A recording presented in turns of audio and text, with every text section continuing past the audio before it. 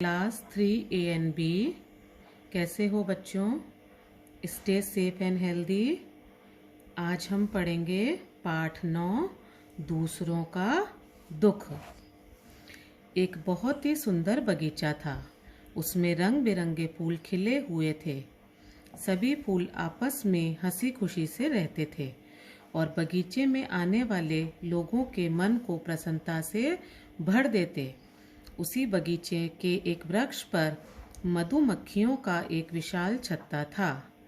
मधुमक्खियां निकलती और फूलों का रस चूस कर वापस अपने छत्ते में चली जाती। मधुमक्खियों के व्यवहार से फूल बहुत दुखी थे।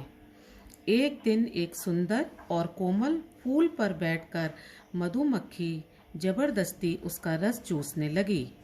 बहुत समझाने पर भी उसने रस चूसना बंद नहीं किया। एक क्या था, एक बहुत सुंदर बगीचा था। उसमें बहुत सुंदर सुंदर रंग बिरंगे फूल थे और जो वो फूल थे वो आपस में सब हंसी खुशी के संग रहते थे और बगीचे में जो लोग आते थे उनके मन को प्रसन्नता से भर देते थे। लेकिन क्या, उसी बगीचे में एक मधुमक्खियों का छत्ता था। मधुमक्खी जानते हो ना आप, जिसको हम लोग हनी बी भी बोलते हैं। लेकिन मधुमक्खियां क्या करती थी, अपने छत्ते से बाहर आती थी और फूलों के रस को चूस लेती थी और उनके इस व्यवहार से फूल जो थे वो बहुत दुखी हो जाते थे। बहुत समझाने पर भी मधुमक्खियों ने फूलों का कहना नहीं माना। फूल ने कराते हुए मधुमक्खी से कहा, मैं भी इस संसार में जीने की इच्छा लेकर आया हूँ, लेकिन तुम मुझे ऐसे चूसोगी तो मैं कितने दिन जिंदा रह पाऊंगा। फूल की बात का मधुमक्खी पर कोई असर नहीं हुआ। फूल अपनी हालत पर कराहना मतलब दर्द और पीड़ा से चिल्लाना। वह आंसू बहाता रहा। मधुमक्खी उसका रस चूसती रही। धीरे धीरे मधुमक्खी ने फूल को रसहीन कर दिया। बहुत समझाया फूल ने मधुमक्खी को, लेकिन मधुमक्खी पे कोई भी असर नहीं पड़ा।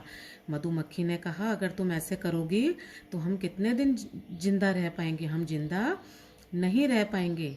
लेकिन कोई असर नहीं हुआ और मधुमक्खी ने फूल को रसीन कर दिया। उसके जीने की कोई आशा नहीं बची।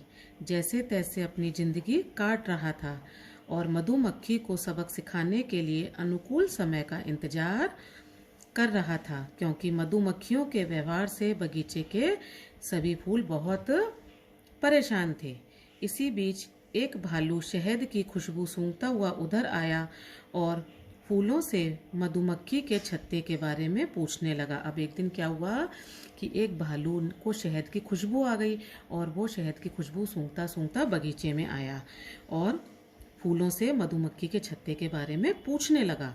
भालू को देखकर मधुमक्खियां डर गईं, परंतु फूलों ने सहृदयता दिखाते हुए, सहृदयता मतलब अपनी दयालुता दिखाते हुए भालू को गलत दिशा बता दी और मधुमक्खियों का घर टूटने से बचा लिया।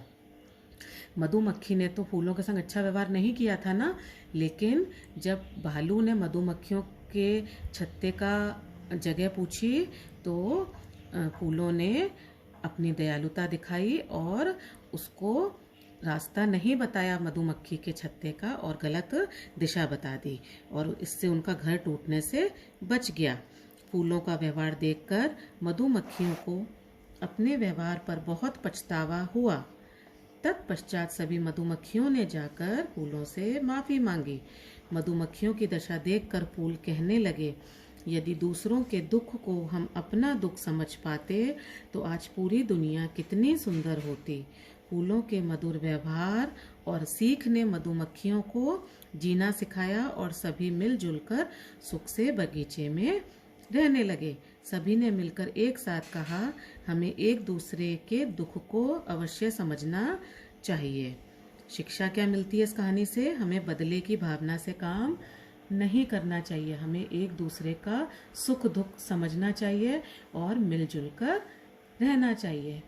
आप सभी बच्चों को इसके शब्दार्थ, वाक्य, प्रश्न उत्तर भेजे ना। आप सब ने लिख लिए होंगे अपनी नोटबुक में। सब लर्न करना और ध्यान से घर पर पढ़ाई करना। मैं आपको इसके शब्दार्थ से समझा देती हूँ।